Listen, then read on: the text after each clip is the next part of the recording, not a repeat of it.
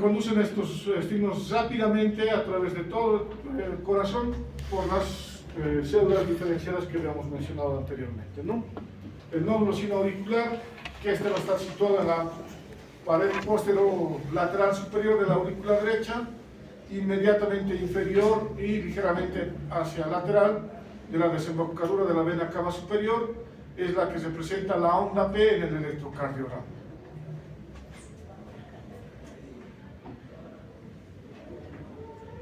El nódulo auriculoventricular, que ya lo hemos visto también en un anterior gráfico, es la zona de unión auriculoventricular del impulso que sufre un retraso, corresponde al intervalo PR en el electrocardiograma, para favorecer un adecuado llenado ventricular y proteger a los ventrículos de las posibles arritmias auriculares rápidas, ¿no?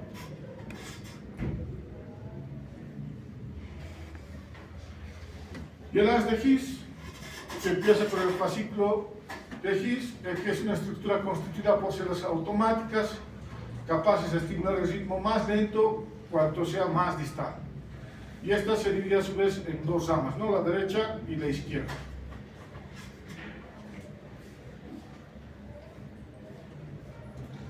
La rama izquierda de las de His se extiende en forma de abanico por el ventrículo izquierdo, originando tres fascículos: anterior, medio y posterior.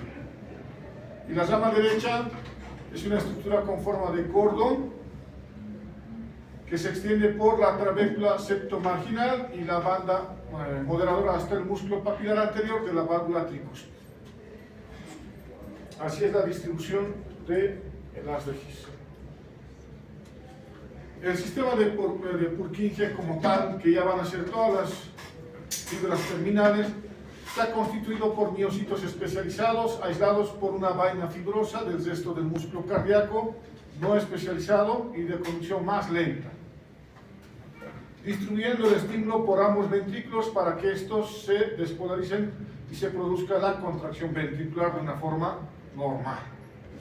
Esta es representada por el complejo QRS en el electrocardiograma.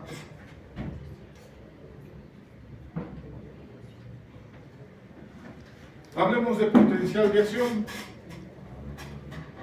La excitabilidad que habíamos hablado, que es una propiedad electrofisiológica del corazón, que tiene estas células cardíacas de cambiar la polaridad eléctrica de su membrana en respuesta a un estímulo de amplitud suficiente. Pues en estado de reposo, esta célula polarizada va a mantener una diferencia de potencial entre su interior y su exterior. Este potencial eléctrico se denomina potencial de membrana en reposo, que es de aproximadamente menos 90 milivoltios en las células del músculo ventricular, y este se debe a la existencia de una concentración de potasio intracelular unas 30 veces mayor que el extracelular, garantizando por la llamada bomba sodio-potasio que intercambia estos iones a través de su sarcolero.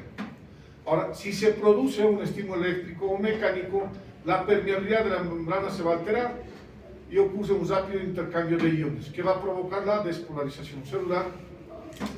El movimiento iónico pasa a través de varias fases hasta que se torna a su valor inicial de potencial de membrana en reposo, y el conjunto de estos cambios se denomina potencial de acción transmembrana. Entonces, estos son datos importantes para entender los mecanismos que van a originar las arritmias a nivel del corazón. Entonces, este es el potencial de acción, va a ser diferente tanto en las células miocárdicas como en las células dentro del sistema de conducción. Vamos a tener dos tipos de potencial de acción: una de las células de respuesta rápida, estas que pertenecen a todo el músculo cardíaco que tiene, y el potencial de acción de respuesta lenta, que esto va a pertenecer a todas las células que forman parte del sistema de conducción. Entonces, en las células de respuesta rápida, este es el potencial de acción. Vamos a tener, recuerden que una de sus características era menos de 90 milivoltios, esta de la respuesta rápida. Vamos a tener una fase de despolarización rápida donde va a ingresar el sodio, va a pasar a una fase 1 donde va a haber una entrada pasiva de cloro y vamos a tener una meseta que sería la fase 2, donde va a haber ingreso de calcio. Luego vamos a tener la fase 3, que va a ser la fase de repolarización, donde vamos a encontrar que va a haber potasio, va a salir el potasio a nivel intracelular. Recuerden que había 30 veces más el potasio anteriormente, entonces va a salir el potasio y va a haber una repolarización. Y vamos a llegar otra vez a una fase 4, que va a ser la fase de reposo, que nuevamente se va a repetir a una fase de despolarización rápida, ¿no? Es sencillo.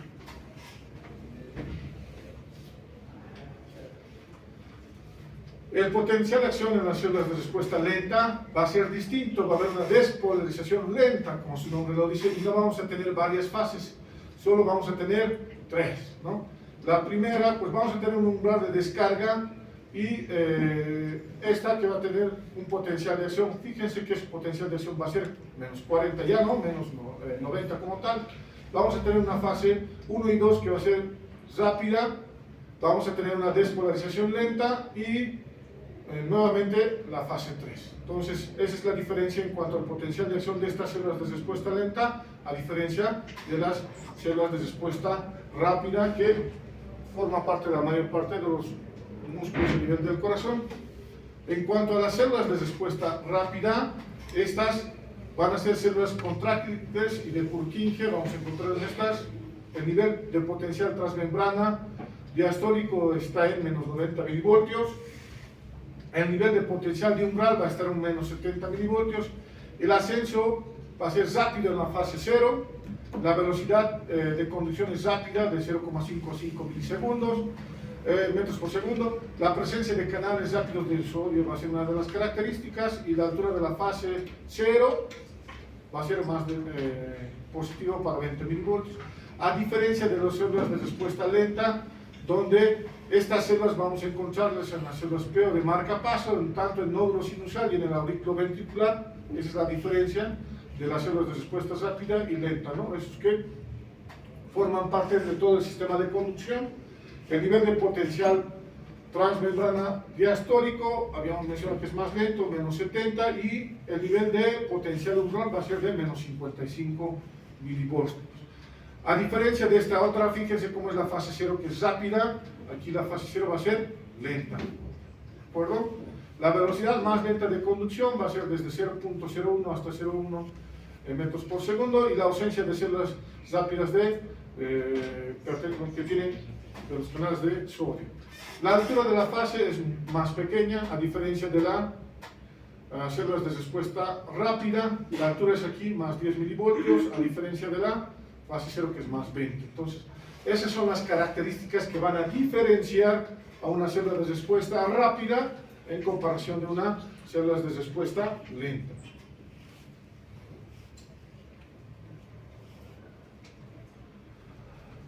Bueno, de la misma manera, en este otro gráfico, para entenderlo un poquito mejor, vemos la fase 4, la fase 0, donde va a ingresar el sodio.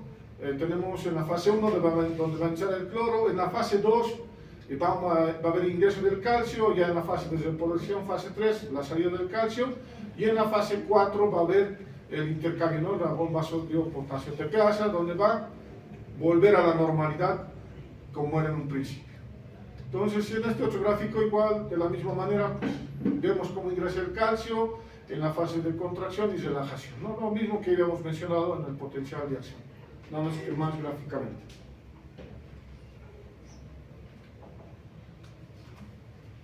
Entonces, cuando hablemos de conductividad, va a haber, hablamos de la capacidad de los impulsos generados en el nódulo sinusal de propagarse a las demás células del sistema de conducción y las células musculares. Y esto se va a dar a través de junctions, o sea que son estructuras que vamos a encontrar a nivel del músculo cardíaco, que va a permitir la transmisión del impulso generado en el nódulo sinusal. Esto vamos a encontrar en todas las células, ¿no? Que nos permite a través de estas estructuras la capacidad de transmitir el impulso generado a nivel del nódulo sinusal. El automatismo, que es la propiedad de algunas células cardíacas de generar de forma espontánea estímulos capaces de transmitir a las células vecinas.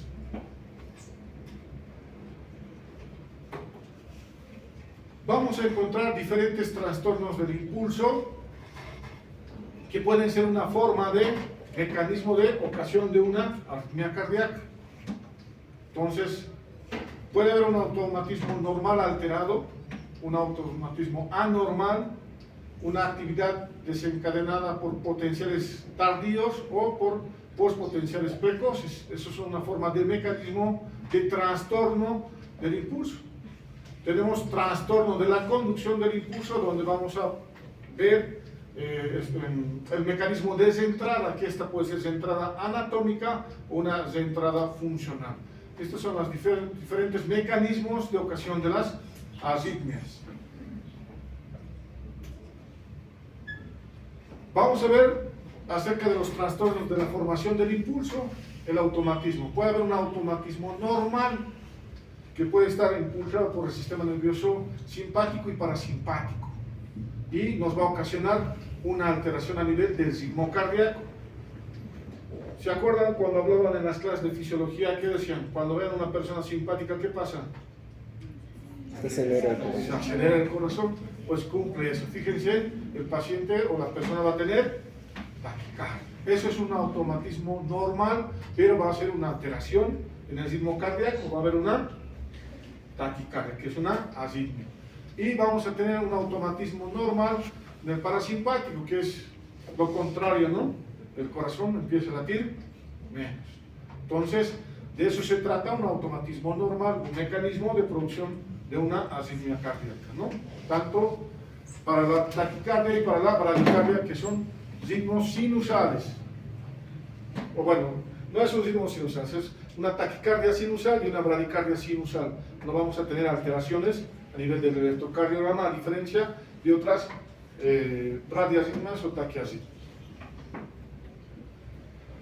Entonces, ¿cuándo va a estar, cuándo vamos a encontrar esto? Cuando va a haber pérdida de las células de marcapasos sinusales, cuando el nodo sinusal va a perder su función y va a haber un aumento de la frecuencia intrínseca de marcapasos subsidiarios, o sea, que puede ser a nivel del nódulo auriculoventricular o después, posteriormente en el haz de His. Puede ser otro causante de automatismo normal, no siempre alteraciones del sistema nervioso simpático y parasimpático, sino también este tipo de alteraciones nos va a ocasionar un automatismo normal, pero nos va a ocasionar una arritmia. ¿Qué es lo que pasa en el automatismo anormal, que es otro mecanismo de producción de estas arritmias? Puede haber alteración en las células miocárdicas como tal y puede haber una disminución del potencial de reposo diastólico, que nos va a ocasionar una arritmia. O de las células automáticas van a estar alteradas y el potencial diastólico va a estar bajo. Algunas taquicardias auriculares ectópicas puede ser un ejemplo, y las taquicardias ventriculares posterior a un infarto agudo de miocardio es un ejemplo de este tipo de mecanismo de arritmia, ¿no? Automatismo anormal, porque va a haber daño estructural de la célula, por lo tanto no va a haber la conducción eléctrica, no va a poder pasar el estímulo generado en el nódulo sinusal o auriculoventricular, principalmente en el sinusal, cuando ya tenemos alteración estructural tanto en las células miocárdicas o en las células automáticas.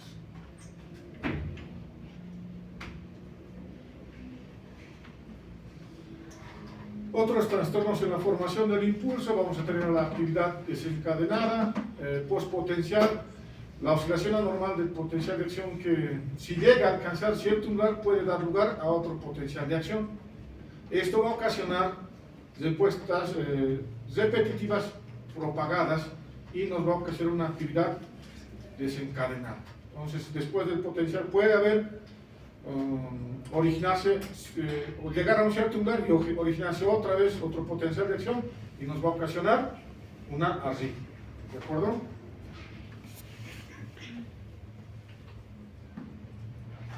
Hablamos de otro trastorno de la formación de impulso, igual que es la actividad desencadenada, pero puede haber un postpotencial precoz.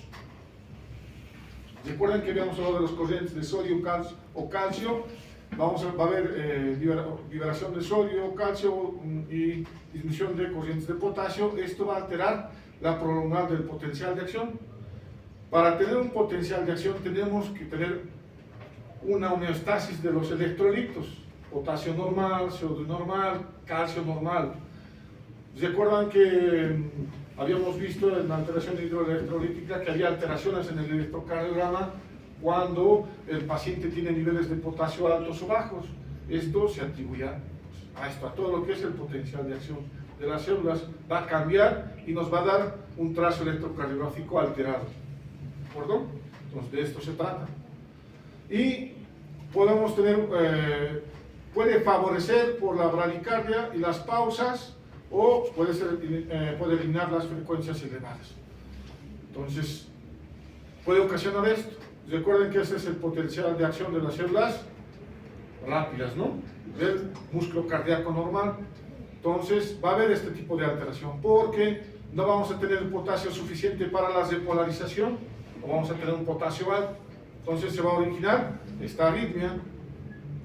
Y uno de los ejemplos para alteraciones de postpotencial precoz es la torsada de Pontes, ¿no? Asociados a un QT largo. ¿Por qué? Va a haber esta alteración en el potencial de acción.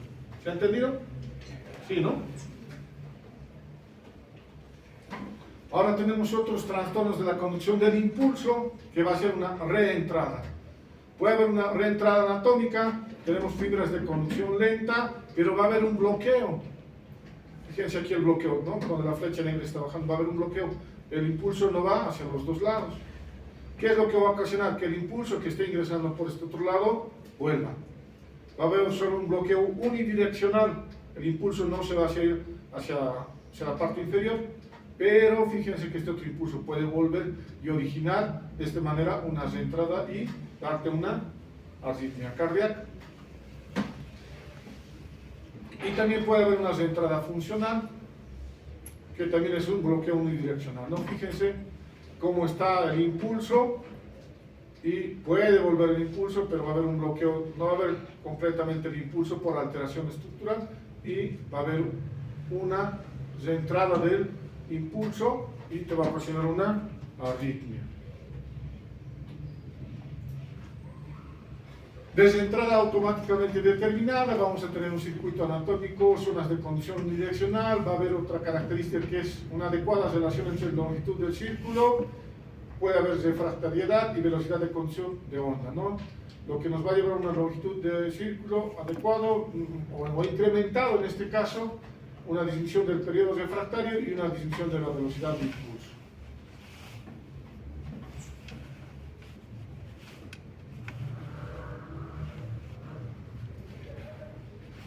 Y aquí vemos en este gráfico, ¿no?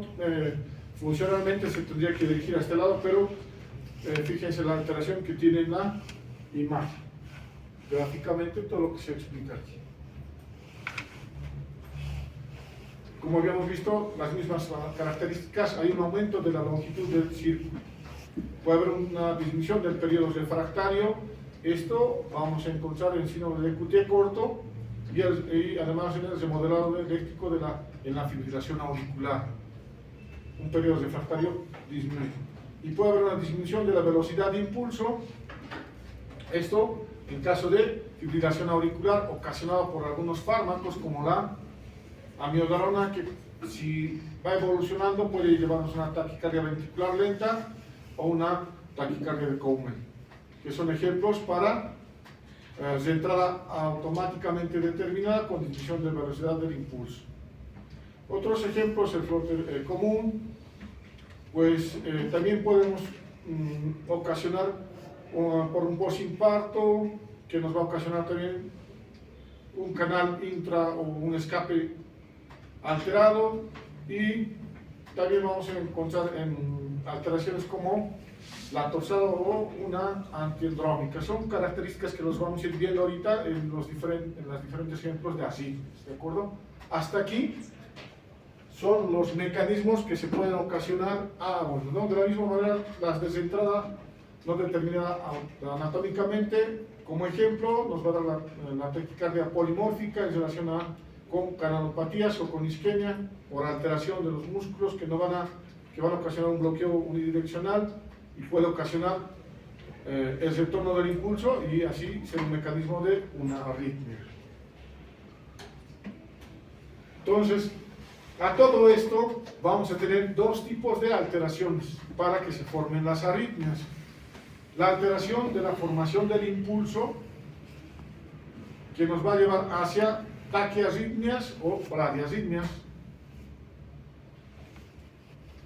Estas que puede haber por incremento del automatismo que habíamos visto, va a haber un incremento del automatismo del nódulo sinoauricular. Otro ejemplo es un incremento del automatismo de los marcapasos latentes y un incremento o el automatismo anormal, que ya hemos visto los ejemplos anteriormente. También puede haber una actividad desencadenada, que hemos visto los ejemplos anteriormente, y hacia abajo, o para las bradiarritmias, disminución del automatismo del nódulo sinoauricular. Este es uno de los mecanismos, bueno, el origen y los diferentes mecanismos que hemos visto anteriormente. Y el otro es la alteración de la conducción del impulso, donde no vamos a tener una buena alteración, lo que va a ocasionar un bloqueo unidireccional y desentrada, que hemos visto los ejemplos, o un bloqueo de conducción de forma completa. Entonces, estos son los mecanismos de la producción de las arritmias cardíacas. Saquen una fotito. Otra forma de clasificar a las arritmias puede ser de su origen. Estas van a ser supraventriculares y ventriculares. Estamos hablando de supraventriculares cuando las alteraciones se van a encontrar o se van a originar en la aurícula o en el nódulo sinusal. Y cuando ya hablamos de arritmias ventriculares, que se van a originar en los ventrículos, no por el origen. Por la frecuencia cardíaca, estas se pueden clasificar en rápidas o taquicárdicas, o lentas o bradicárdicas. Entonces, cuando hablamos de una arritmia taquicárdica o que va a tener taquicardias, cuando la frecuencia cardíaca va a ser mayor a 100 latidos por minuto, ¿no? Ya lo conocemos desde fisiología, los latidos, el valor normal de la frecuencia cardíaca de 60 a 100. Cuando ya incrementa más de 100, 101 ya es una taquiarritmia, y cuando baja de 60 ya estamos hablando de una bradiarritmia. Entonces, sencilla esta clasificación, ¿no? Del modo de presentación, estas pueden ser paroxísticas, pueden presentarse súbitamente o pueden ser crónicas de carácter permanente. ¿De acuerdo? Hablaríamos de una fibrilación auricular crónica y paroxísticas cuando ya tenemos las arritmias que se producen después de un infarto o son causantes de un infarto agudo del miocardio, un síndrome coronario agudo después de una alteración a nivel de los músculos cardíacos. Entonces, este es otro tipo de clasificación de las arritmias.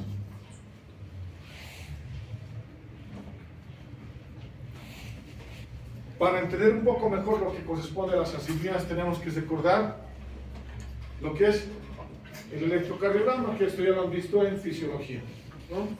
Entonces, el registro gráfico de la actividad eléctrica del corazón se va a detallar en el electrocardiograma. La velocidad del papel tiene que ser de 25 milisegundos, ¿de acuerdo? 1 milímetro es igual a 0,4 segundos, estaríamos hablando de cada cuadradito, ¿no?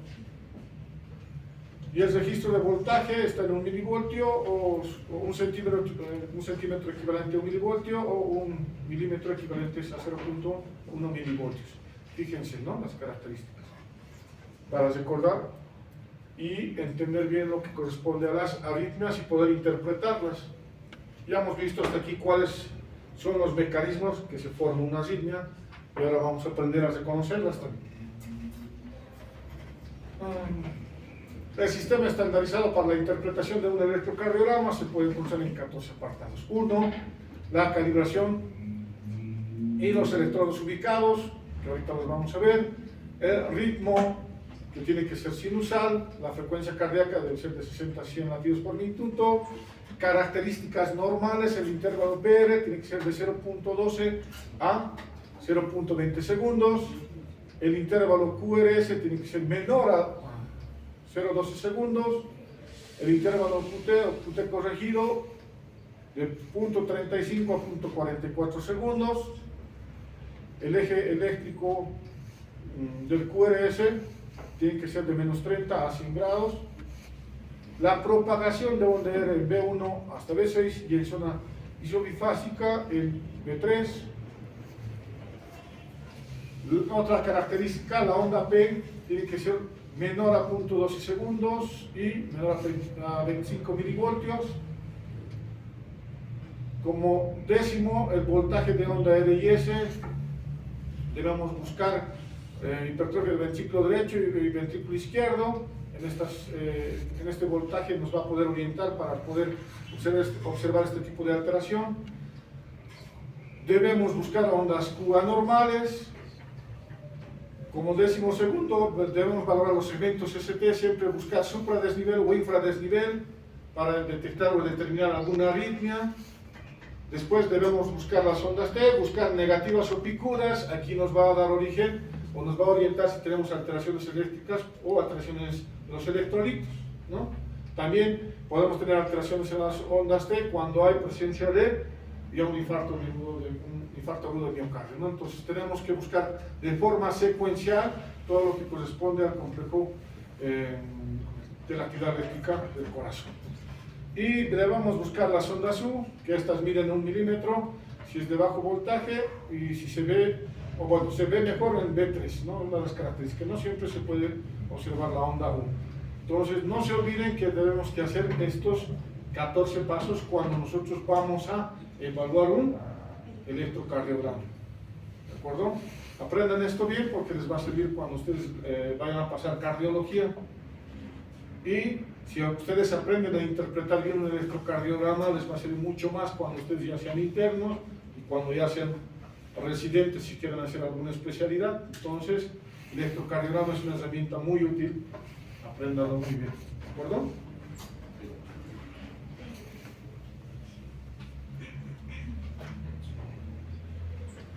Los datos a tomar en cuenta, ya hemos hablado de la onda P, que tiene que medir de menor a 0.12 segundos, menor a 0.25 milivoltios, para que se entienda como de 3 a 2.5 cuadraditos en el electrocardiograma, así de sencillo, ¿de acuerdo?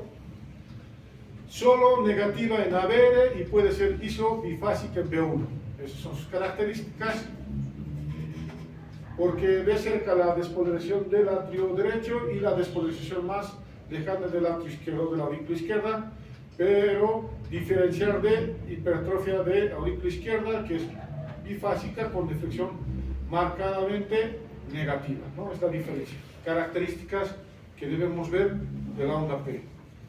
De la onda Q, ausente en B1, generalmente es ausente en B1, mide menos de 0.04 segundos y menor a 2 milivoltios de voltaje y 1 a 2 cuadraditos para que se ubique. La onda Q profunda solo es normal en ABR, es un dato importante, estamos aprendiendo a reconocer las características normales. Puede ser una onda Q relativamente profunda en D3 y en corazones horizontales, y un QS en ABR que se encuentra en corazones verticales, ¿no? Características que podemos encontrar cuando el corazón ya está horizontalizado o verticalizado. La onda T es positiva en todas las derivaciones, excepto en ABR, puede ser negativa en D3, en obesos, en B1, B4, en niños y en jóvenes.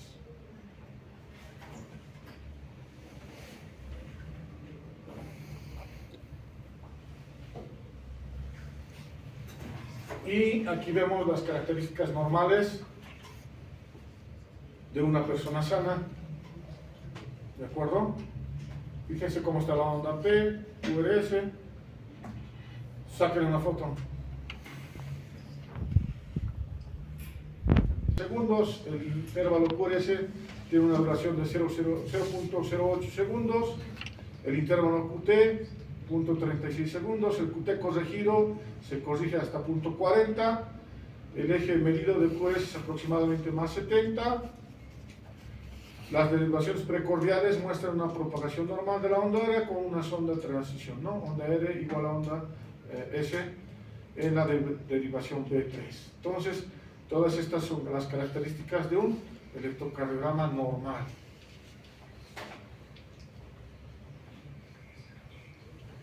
Ahora vamos a ver las bradiarritmias.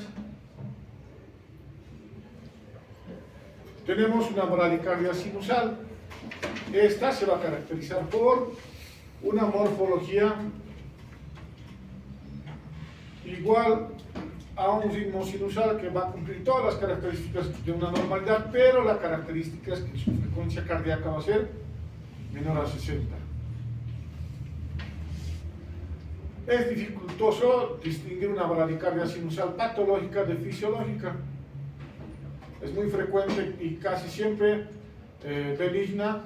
Las frecuencias cardíacas en reposo menor a 60 latidos minutos son frecuentes en personas jóvenes, sanas y atletas. Esto por incremento del tono vagal.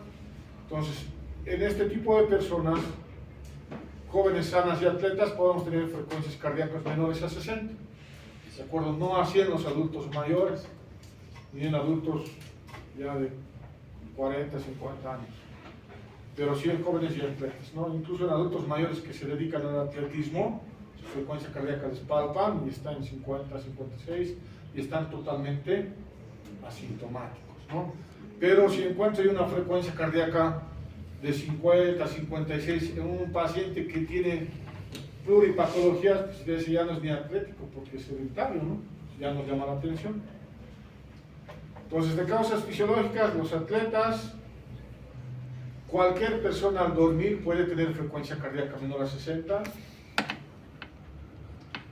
Farmacológicas, cuando hacemos uso de la digoxina, antagonistas del calcio, la digoxina usamos o se usaba con mucha frecuencia para el tratamiento de la fibrilación auricular, y esto nos puede ocasionar bradicardia sinusal cuando la fibrilación auricular está controlada. Los calcio antagonistas pueden ocasionarte la morfina, que es uso frecuente para pacientes que ya son terminales y están haciendo terapia o tratamiento paliativo. Hablamos de pacientes con cáncer terminal, pacientes con insuficiencias cardíacas crónicas con mucho compromiso a nivel cardíaco, pacientes con patologías respiratorias que son dependientes de oxígeno, que su pronóstico es malo a corto plazo. Entonces, en ellos, beta bloqueantes, de hecho, pues los beta bloqueantes por su mecanismo que se usan para las arritmias, se pueden ocasionar bradicardia. Patológicas, ya hablando de algunas otras causas como tal, el hipotiroidismo, que puede ocasionar bradicardia sinusal. ¿Esto por qué? Recuerden por fisiología que una de las funciones, o bueno, las funciones de las hormonas tiroideas, específicamente de la T3 libre, es la síntesis de proteínas, y específicamente a nivel del corazón van a actuar estimulando a la síntesis de los receptores beta. ¿Recuerdan qué tipo de receptores beta tenemos en el corazón? Beta 2. ¿Tenemos beta? 2. Vale, es beta 1, beta 2, ¿cuáles son específicos del corazón? Beta 2. Beta 1, doctor, beta 1. ¿De acuerdo? Entonces, en el hipotiroidismo va a haber una disminución de la síntesis de las hormonas, por lo tanto, va a haber disminución de los receptores beta 1, por lo tanto, nos va a traducir a bradicardia sinusal. Y es lo contrario cuando hay hipertiroidismo, hay mayor estímulo, mayor producción de receptores beta 1, nos va a ocasionar taquicardia sinusal. La hipotermia es otro causante, un infarto agudo de miocardio de cara inferior, nos puede ocasionar una bradicardia sinoauricular transitoria, una hipersensibilidad del seno carotidio, también puede ser ocasionante de una bradicardia sinusal. Entonces son esos ejemplos de una bradicardia sinusal. Entonces,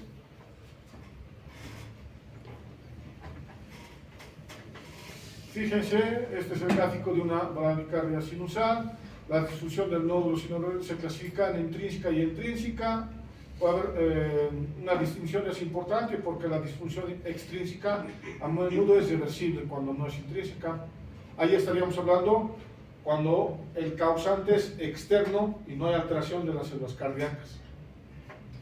Tras descartar y corregir la causa, el tratamiento de la disfunción intrínseca es el marcapaso. Dato importante, nosotros podemos tener diferentes causas extrínsecas. Autonómica, cuando hay hipersensibilidad del seno carotidio, estimulación vasovagal, esto va a inhibir lo que corresponde a la respuesta cardíaca. Fármacos como beta bloqueantes o bloqueadores de los canales de calcio, la digoxina que habíamos hablado, la ibabridina también, algunos antiarrítmicos clase 1 y clase 3, eso ya nos recuerdan la clasificación por farmacología, adenosina, que es otro fármaco que se utiliza para la taquicardia supraventricular, la clonidina, otros simpaticolíticos, carbonato de litio, cimetidina, amitriptilina, fenotiacidas, narcóticos como la metadona, que se usa también para tratamiento de terapia paliativa, pentamidina, patologías como el hipotiroidismo y otra que es la apnea durante el sueño. Estos que tienen los pacientes que son obesos van a ser causantes extrínsecos para que tenga una bradicardia sinusal, la hipotermia y el aumento de la presión intracraneal. Pueden ocasionar bradicardia sinusal y son causa extrínseca que se puede corregir, ¿de acuerdo? Si tu paciente tiene bradicardia sinusal y está usando uno de estos tratamientos, pues hay que suspenderlo y buscar otro fármaco que no te ocasione esto, ¿de acuerdo? Primero se debe descartar la causa extrínseca. Ya pues cuando hablamos de la causa intrínseca podemos hablar síndrome del seno enfermo, cuando el nódulo sinusal esté alterado. Vamos a tener una arteriopatía coronaria, esto después de un infarto agudo de miocardio. Puede haber una alteración inflamatoria como en la pericarditis o una miocarditis que puede ser por causa viral, que van a ocasionar y van a tener alteración estructural de estas células. La cardiopatía reumática, enfermedades vasculares de tipo colágeno, cualquier colagenopatía, enfermedad de Lyme, amiloidosis senil, en este caso los pacientes ya adultos mayores, cardiopatía congénita,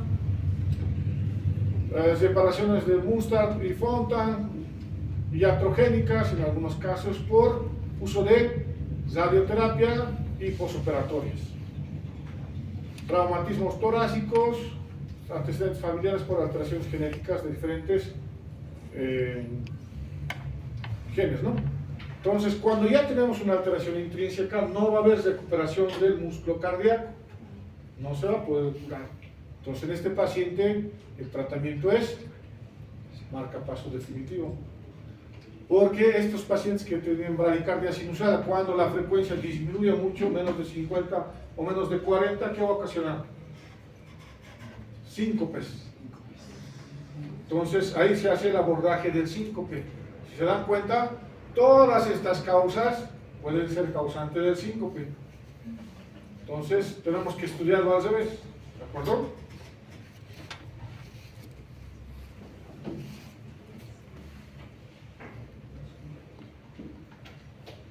Hablemos ahora del síndrome del nodo sinusal enfermo, también llamado síndrome del seno enfermo. Sí, pero creo que ya es hora, ¿no? Bueno, paramos aquí, tal vez tienen algunas otras prácticas y vamos a continuar la próxima clase porque tenemos 2 sesiones, ¿no? No, ya desde 7:55 la próxima continuamos. Bueno.